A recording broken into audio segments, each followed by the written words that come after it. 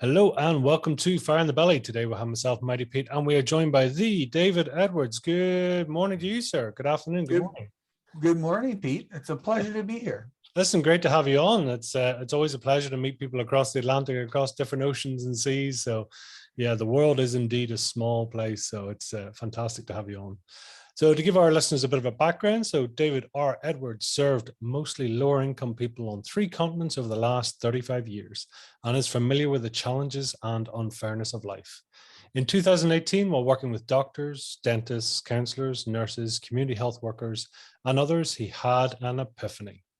The core challenge most people have is to generate the personal drive to direct their own life, enduring principles to guide, and the most current science-based tools to assist them through a bumpy and messy life. His first new book, Knew You, Who Knew, is an attempt to put into writing an easy-to-digest implementation guide that builds confidence, meaning, esteem, and self-compassion in balance. Awesome. Welcome to the show, David. Thank you so much for coming on. It's a great pleasure. So tell us, first of all, what does fire in the belly mean to David then? Well, fire in the belly to me is the motivation or the drive that comes from within inside. It's not an outside, it's not getting a bonus, it's not getting laud or fame or, being recognized. It comes from inside of you.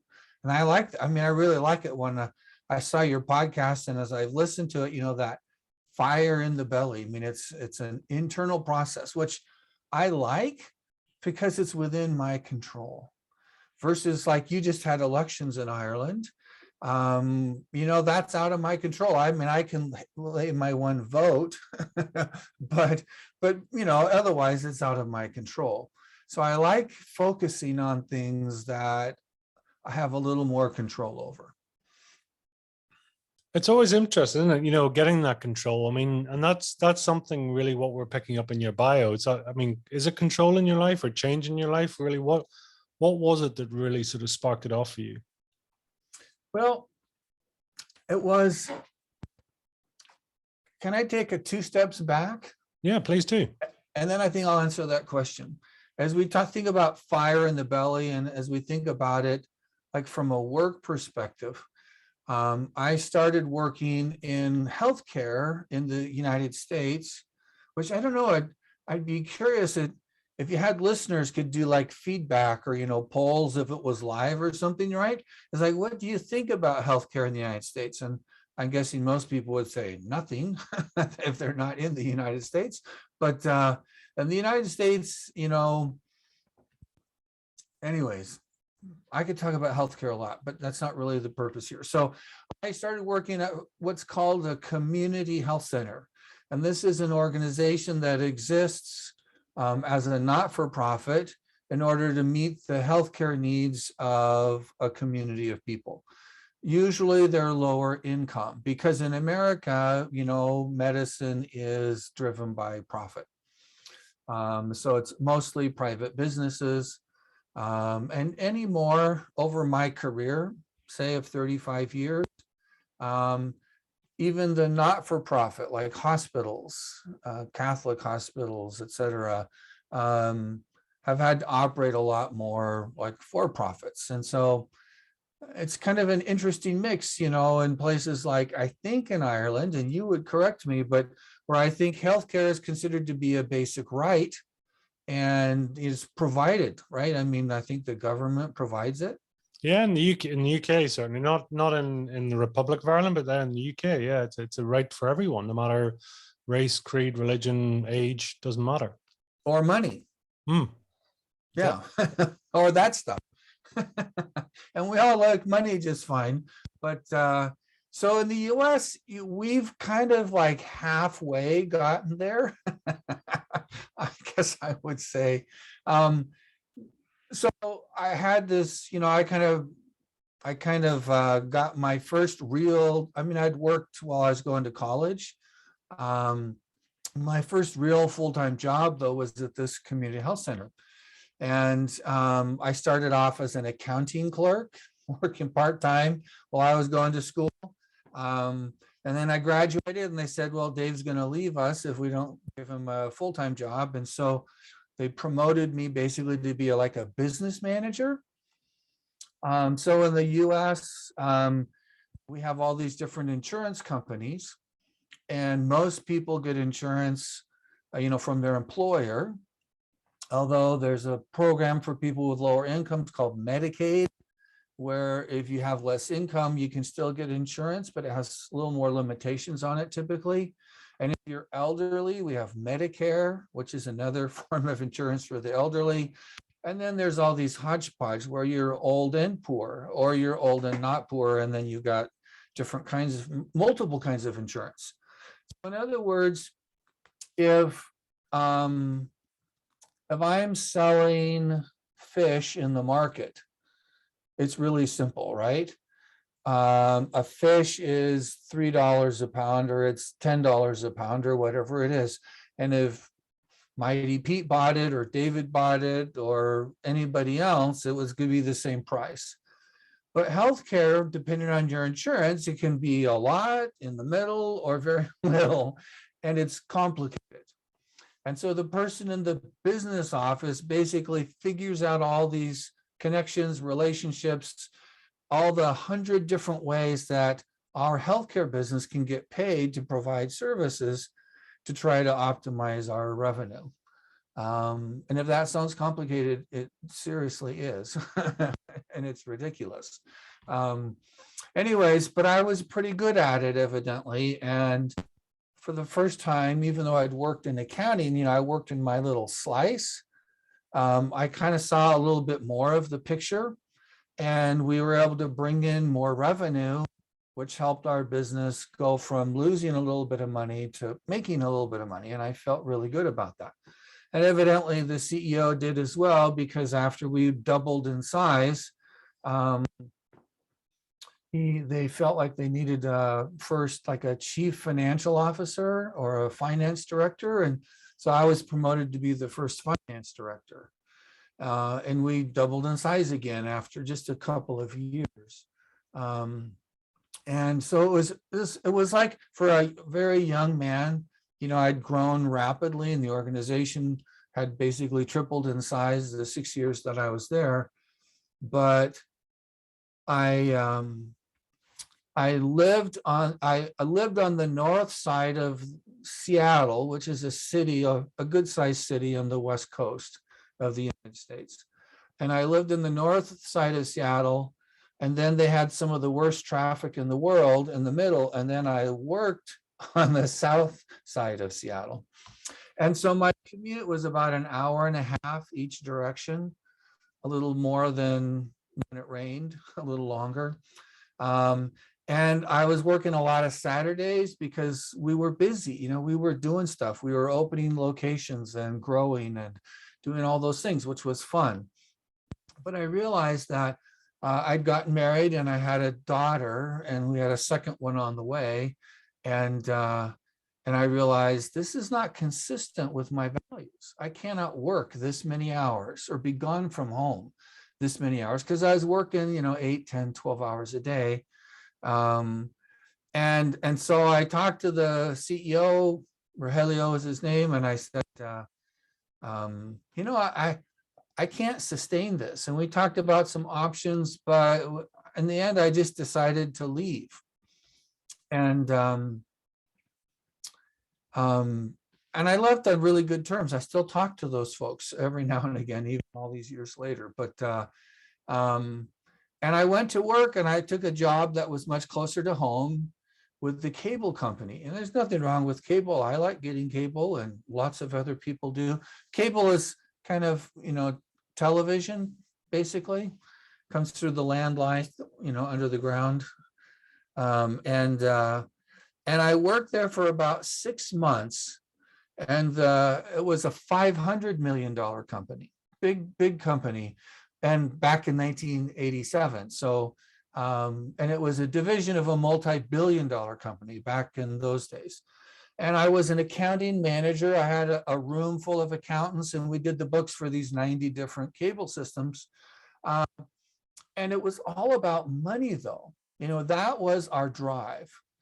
And what I realized was my last job, well, we had money and we needed money, and I was pretty good at, helping us generate money. That really wasn't what we were there to do, right? We were there to serve people, to grow, to meet the needs of populations of people who had less access to healthcare services, medical, dental, behavioral, and then other things. And we did housing, we did employment, we did all kinds of different things that helped people who had more struggles. And what I realized was that caused me to have a fire in my belly to work all those hours and do all that commuting. And I hadn't even thought about it, right? I didn't even realize it. But when I went to work for this other place where there really was no mission, I mean, there was, but it was kind of on paper as all. And I didn't have any fire in my belly for that. I mean, I didn't mind working hard. And in fact, I don't know how to do anything but that. But I didn't have a fire in my belly for what we were doing. And it was really that first sense of what my company does, what my work is doing and why we're doing it. What are we all about? What's our mission, our purpose, if you will, our passion, to me makes a huge difference. And at the end, and after about a year, I ended up leaving just because I became kind of miserable. And I mean, anyways, I could give some more examples. But so anyway, so then I went back making less money, but I went to work for like in elder care. So helping seniors, a lot of them with dementia. And I worked in cardiology, so like heart care. In fact, I did that for about 11 years. But it was very mission focused. It was very much about why do we exist? What are we here? And that, at work kind of provided the fire in my belly so that I felt like I'm working hard and we're doing good things, but it all makes sense and it's for a bigger purpose. Does that make sense? It is. It's all about a bigger purpose, because I think you get to a turning point in your life where, the praise of the job or the chase or the impact, it's just not enough. It just doesn't do it, right? Even the money's not enough. It's not financially enough. It's just the reward. As a mentor of mine says, the juice is not worth the squeeze anymore. There you go. I like it. And so I really spent the rest of my career back working in healthcare, and because that was working with lower income, vulnerable populations, people with language barriers or other challenges. So we'll move ahead. Kind of getting back to your original question there. I do have some memory. So we were talking about kind of the motivation, if you will, of what was going on when I had this idea for this book, this epiphany.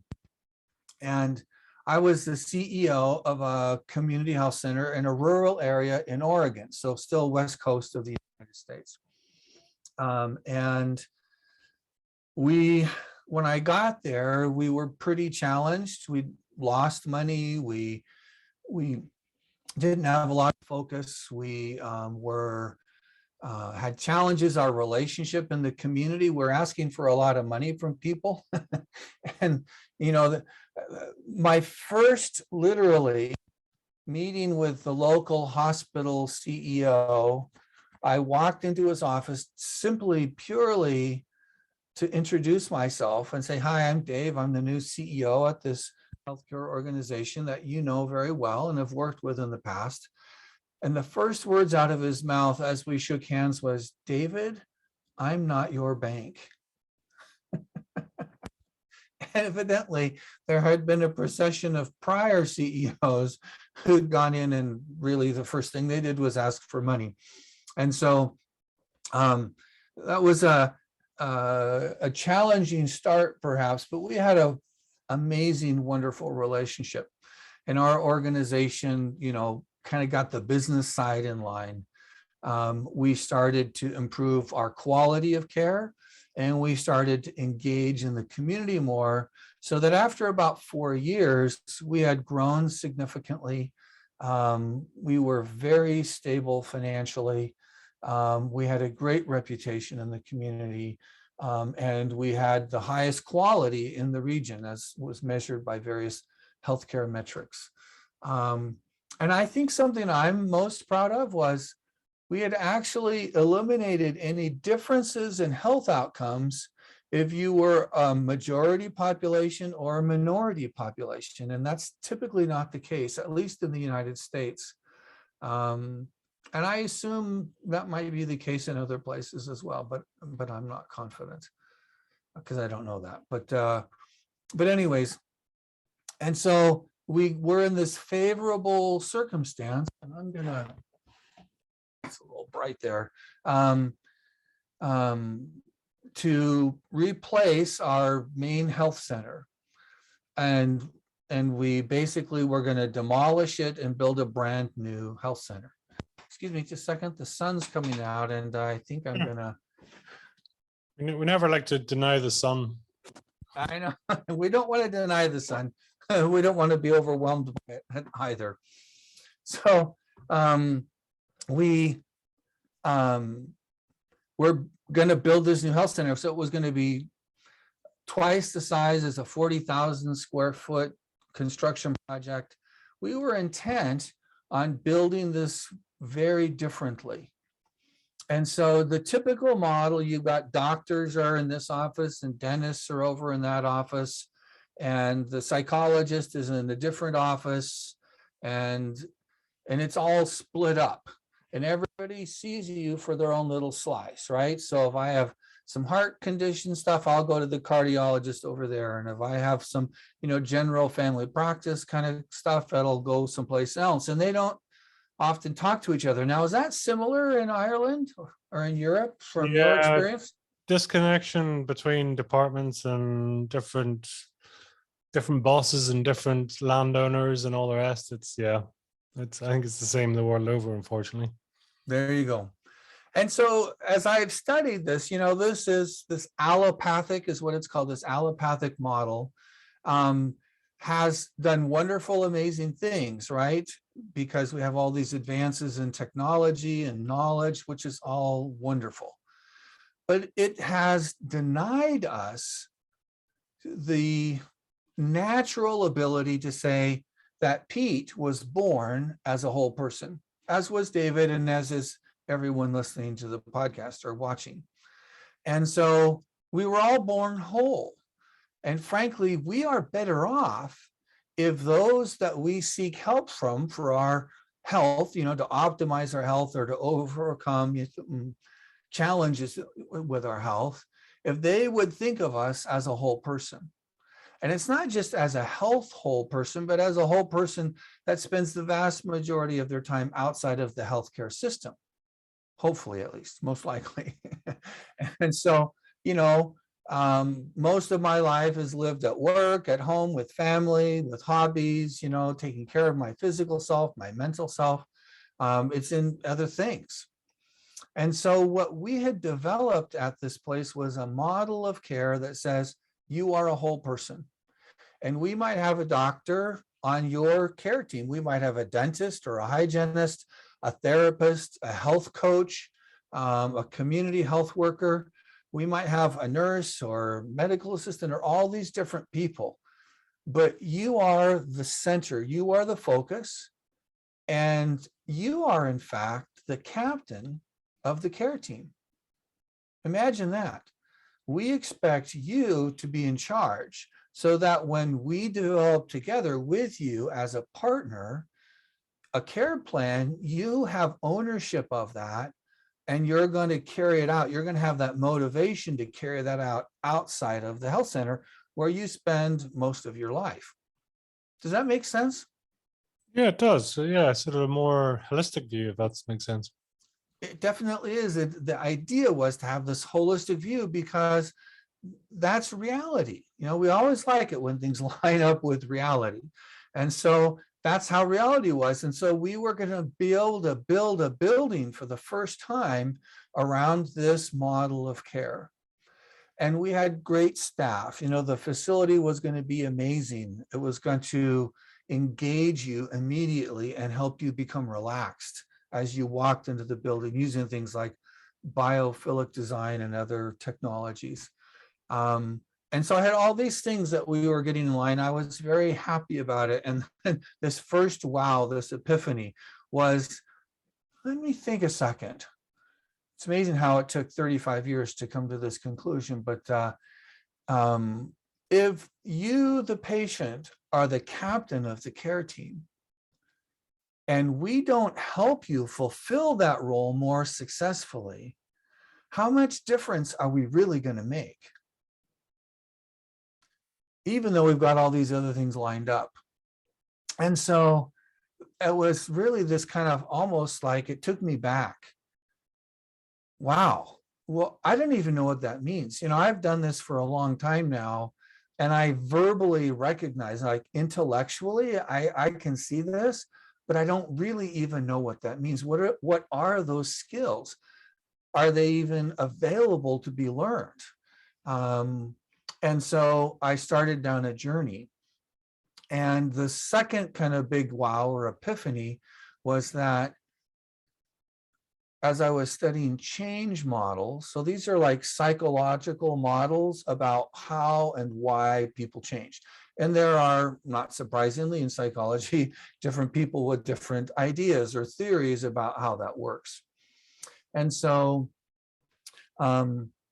as I studied these various change models, something that you get better at as we age, and so I can be grateful for that, I had this second wow, which was at the foundation of all of these models of change is this idea of personal or intrinsic motivation.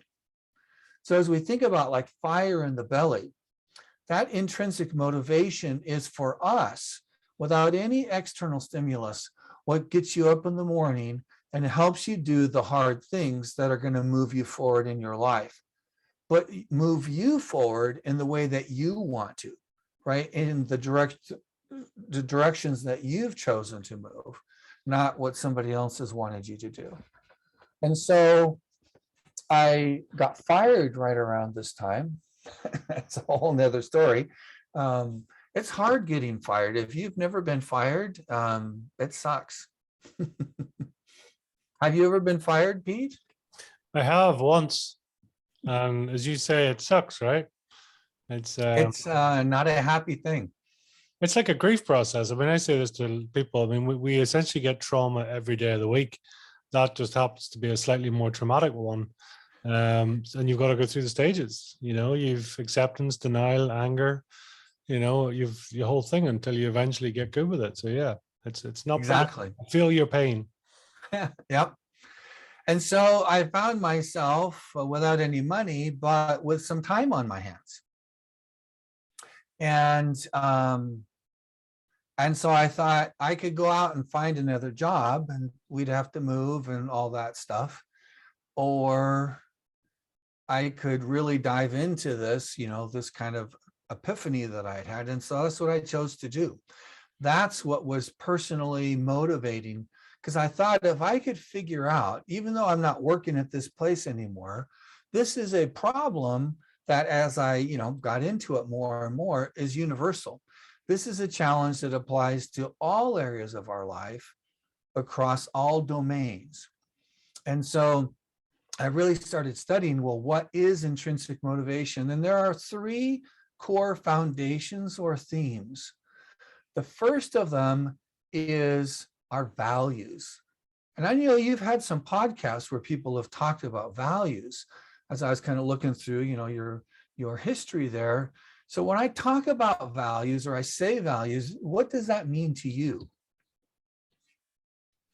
Well, it's interesting because values previously, you know, people talk about core values, but a lot of people's core values, and it links in quite nicely to what you were saying, but people's core values typically are honesty, integrity, you know, all the usual things. But typically for me, they are generated on lack-based emotions. So the reason that we value honesty is because there has been a period in our lives where honesty has not been present through our own actions or others. So as a result, we hold this as a pedestal of this is our value set, right? So The problem is quite often that void becomes the value, which to me is problematic. Whereas actually now I would say I go further and say, actually my soul value, which to me is a deeper, it's more subconscious set for me now, is love, service, growth, and connection. They are my values, my core, and they essentially don't have an opposite. It's very hard to be anti-service. You either are of service or you're not. I mean, it just is. So if we can bring those, so I don't know if that makes sense, but I mean, it's values are something which would sit quite strongly with me now. And I sort of sometimes when people say I really value integrity, it's like, well, what part of you was not being with integrity? It's interesting, right? There you go.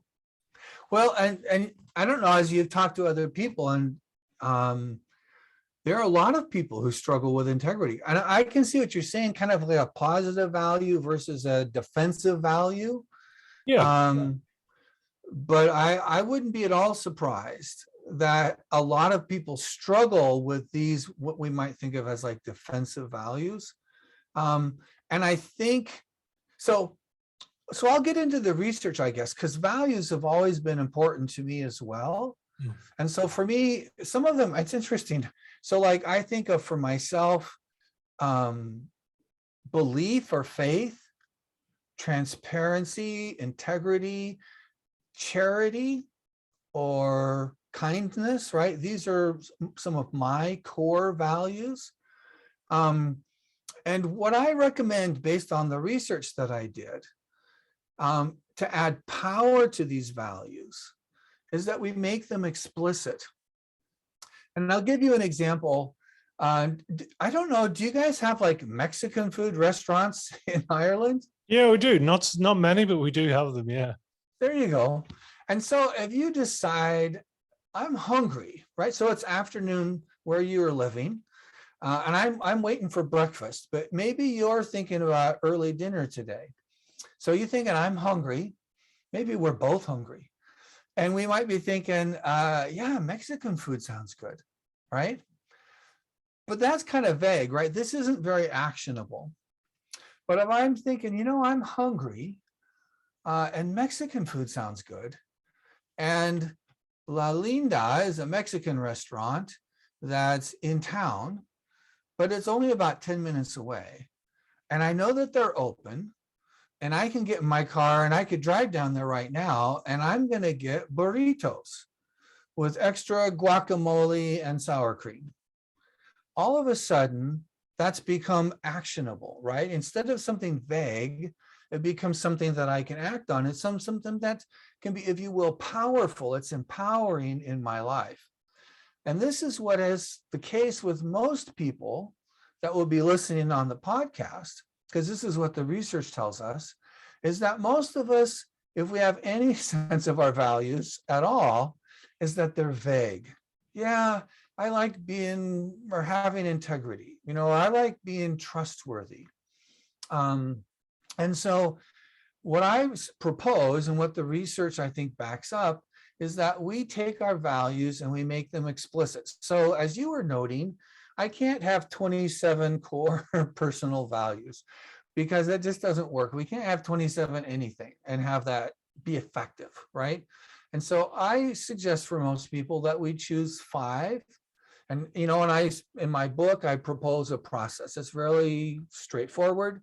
It's very straightforward. And so you go through the process and you kind of narrow down, takes a little bit of discipline, but not a lot, to my top 5 core values. And then I recommend that you make them explicit. So the first step in making something explicit, you won't even have to buy my book after this. Hey, so it's like a freebie, is that you write down, what in the world does that mean? So for like me, transparency is a core value. Well, what does that mean? So for me, what that means is that when I say something to Pete, who maybe you're a coworker or a friend, and then I say something to Mary, who's another coworker or friend, and I tell you version A of my story, and I tell Mary version B of my story, But then I might tell John version 3 and somebody else version 4, and all of a sudden, I don't know about you, but I can't keep track of all the stories that I've told. And instead of that, duplicitousness, that kind of two-faced, hidden agenda kind of stuff, I don't have any place for that in my life, right? So I just tell people how I see it. And it's the same. It doesn't matter who I'm talking to. And for me, that's really important because I don't have a lot of baggage that I'm carrying. I don't have a lot of, I don't have any fear, right? Because I just say how I see it. And you recognize that, that I'm going to do that. And after time, right, that helps me to be more trustworthy, which is another, I think, important value. But because of this core value of transparency, I don't have to worry about that because the other comes as a part of it. And so that's the power of having these core values that are aligned with enduring principles, is that they serve us in many different ways. So anyways, you make it explicit. You have to write down, what does it mean to you? The second thing you should do is that you describe what the actions are. What are the behaviors that go along with that? So for example, I won't tell different stories to different people, right? And you write that down and you make it very clear. This is what it looks like in real day-to-day life. And then the third thing that you do is you describe, and again, this isn't a novel, this is maybe a paragraph, a very short one, or a sentence or two, but then you describe, why am I better off, right? Why is that an advantage to me? And so you've all of a sudden, you've taken a whole bunch of values, and we all have a bunch of values. You've narrowed it down to what your core 5 are, and you've described what it means, what it looks like in my behavior, not just in some vague way, and then why I'm better off for living it. And that is the process of making your values explicit. If every one of your audience would do this, what the science and the research tells us, and which is, isn't it amazing that we've actually studied this? I mean, we've talked about values for thousands of years, right? Socrates and Plato talked about values. But now we have research that says, if I will do this simple process, which for most of us might take a couple of hours of mild effort and doesn't cost anything, because I just told you how to do it for free. And so if we will do that, we will have greater meaning in our life. If you think about fire in your belly, having meaning is going to feed the fire. So you've got more meaning in your life. You've got a greater sense of well-being. So with all the things we don't control in our lives, which can kind of sap our well-being, when we live our values, we understand them, we've made them explicit, and we're living them, we have greater well-being, which is that sense of my life is okay. My life is moving in a direction that I've chosen. And I feel good about that, right? So we feel good about ourselves. There's a little bit of self-esteem in there. And it doesn't require any outside influence, right? That truly is the fire in your belly. And then the third and fourth benefits are that you have more clarity. Instead of fuzziness, you have more clarity. And don't we all need more clarity in a day of all these confusion and options and multiple voices all over the place telling us what to do, what to buy, what to want. And then we also have less regret. Because what happens is when we have a vague sense of our values, in our subconscious, they're there, right? It's there. But then because it's vague, it isn't actionable, we do things that are inconsistent with our values. And then we have regret, because that's where regret comes from. And so when we've made these things explicit, there's less regret. And isn't that nice? Regrets is like having a backpack, with rocks and useless stuff in it. Not gold bars, but just rocks. And so when we don't have regret in our life, that backpack gets a lot lighter. And so this is just the first of the 10 principles, and it's the first core kind of thematic area in my book. But if all of the audience would simply do these simple things, it makes a huge difference in our lives. And the payoff, if you will, the benefit will start almost immediately. You know, some things we do, you know, take a lot of time, but this is one that starts to pay dividends almost immediately, and it just grows and gets stronger and stronger over time. Does that make sense as a kind of just a primer on values? It does. I think, I mean, the very clarification process. And as you say, I think unfortunately very few people actually take that time. And that in itself, it sounds simple. It's a bit like you're saying, well, these are the things you just need to do. But I mean, it's a bit like, listen, there's a world of YouTube out there and all the rest. You could get your degree by watching YouTube videos, but as another mentor of mine used to say, it's information for free, implementation for fee. You know, at the end of the day, we can all hear about these things, but the people that actually implement are the ones that actually will be rewarded, whether it's financially, whether it's anything else. So that very simple action is what I'm hearing from you, is that simple action sounds simple, and it is simple, but it is massively effective when implemented. Exactly. And it really, and I won't get into this a lot, but have you ever heard the expression, fish are the last to discover water? I haven't. I like it though. And so the idea is that we all live in a milieu, right? There's an environment, and we don't even think about it because it's always been here. We've never known anything different. It just is. Just like fish exist in the water and they don't even think about anything else. But we're wise to think about the water a little bit. And, you know, the fish who figure out, hey, I need to understand my water a little bit better, are more successful. They're happier, they eat better, and they're safer. And so we're way more than fish, obviously. And so as I think about it, we live in what is called the industrial age, right? We had an industrial revolution. It started in England, frankly, 300 or so years ago. And, you know, we started working on technology and we invented steam engines, you know, and today we have Zoom and the internet and Google and all this cool stuff, microphones and earbuds. And, you know, we have wonderful benefits come to us from the technology, the industrial age, if you will. We've also kind of destroyed the environment and killed off thousands of species and really messed up families and values and all kinds of other things, right? So there's a plus and there's a downside.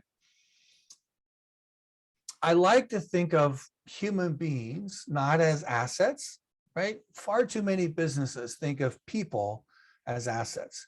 And I have a master's in business, and in business school, I was taught that assets are yours. You own them.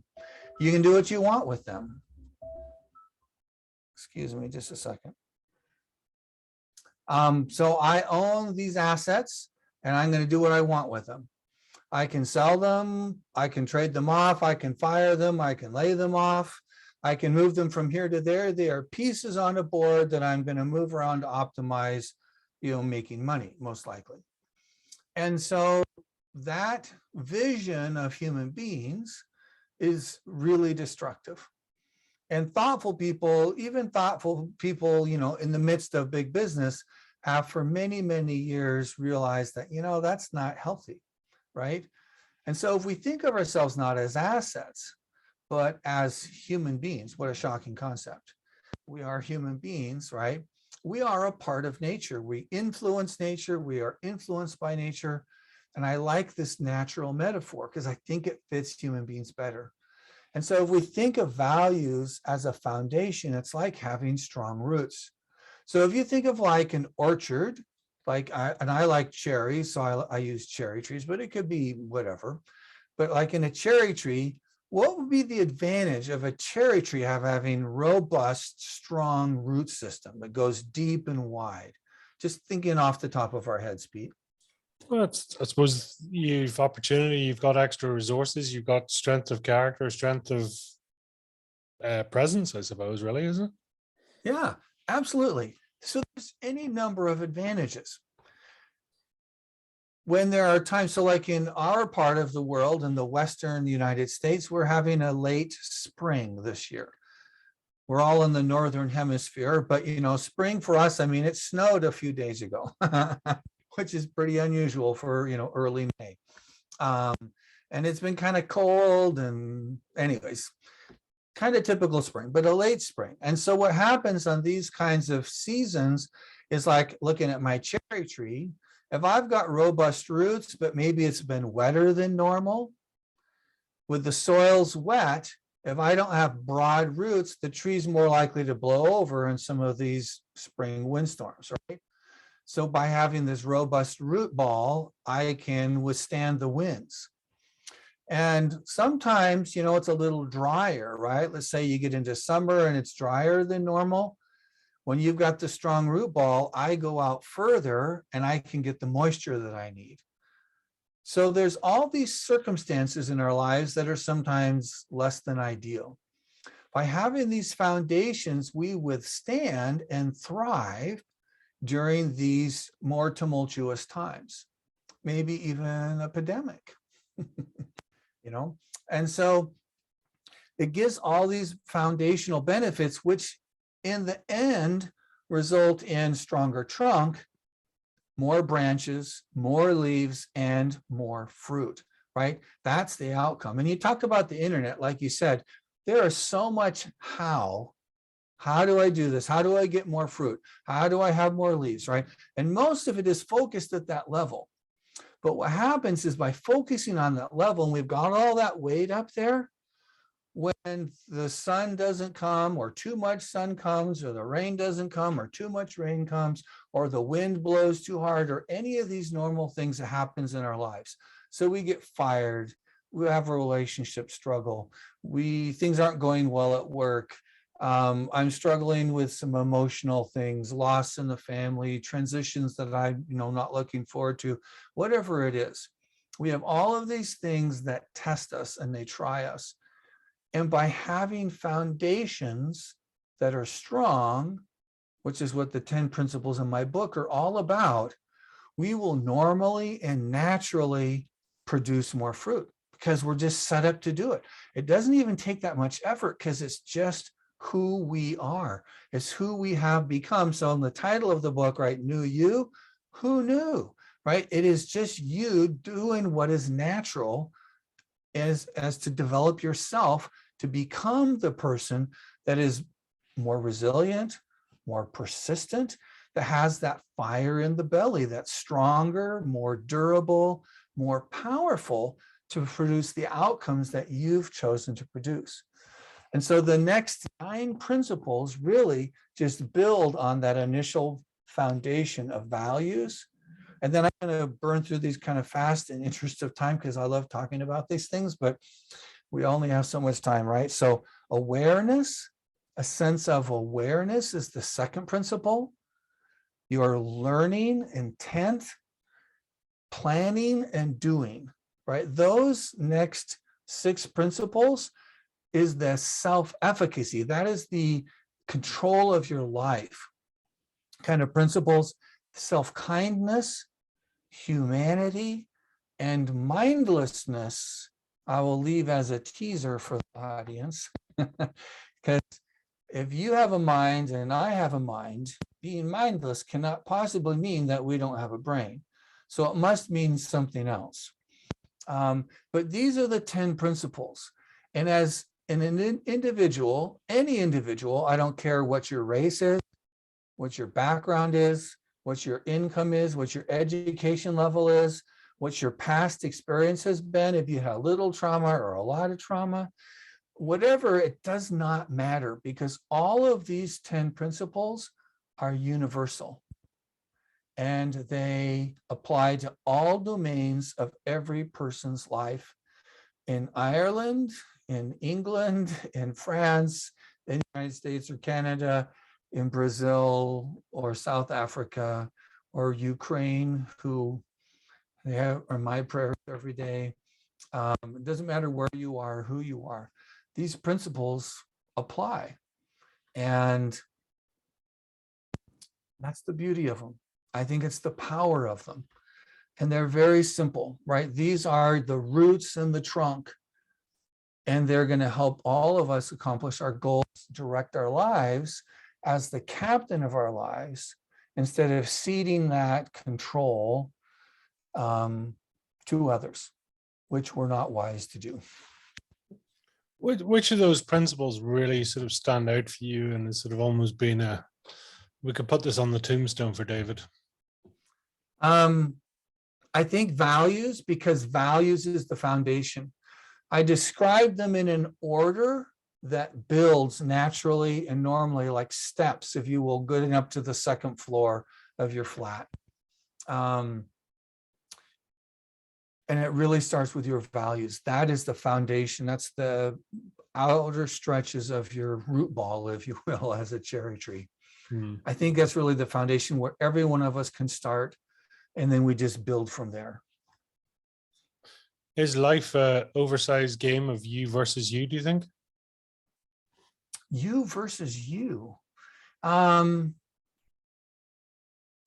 think it's at the root, if you will. I think it's a foundation. Yeah, absolutely. It's not everything, right? And I'm not saying this is everything you need to do, right? So it's not, clearly, absolutely not. But what I'm talking about is building foundations that help you stay balanced. And what happens is when we don't have the foundations, right? These 10 core principles, strong roots and trunk. What happens is we spend all of our energy and time building the top of the tree. But when we are successful in building the top of the tree without strong roots and trunk, what we talked about earlier is what happens, right? We then are susceptible, we are more susceptible to the challenges and setbacks of life. And what happens with the strong roots and trunk, we may have setbacks, right? There are seasons that we just don't control. But not having control over those external forces, we have much greater strength of root and trunk, a foundation of who we are, so that we are more successful within our circumstances than we ever would have been. And then when all the things line up perfectly, right? Everything's going great, you know, the money, the relationships, the progress, you know, all that stuff lines up, all the fruit is huge and we're enjoying a bounteous harvest. When that all lines up with the strong roots and trunk, we can actually bear more. We will actually have more output, if you will, because of the strong roots and trunk. So it doesn't matter if things are going well or things are more challenged. We are better off by having built these foundations. And then, you know, it takes maintenance. It's just sustaining. In hindsight for you, I mean, those sort of 35 years in healthcare, I mean, is that like one big dress rehearsal, do you think? It was certainly a learning experience. And I was able to, I mean,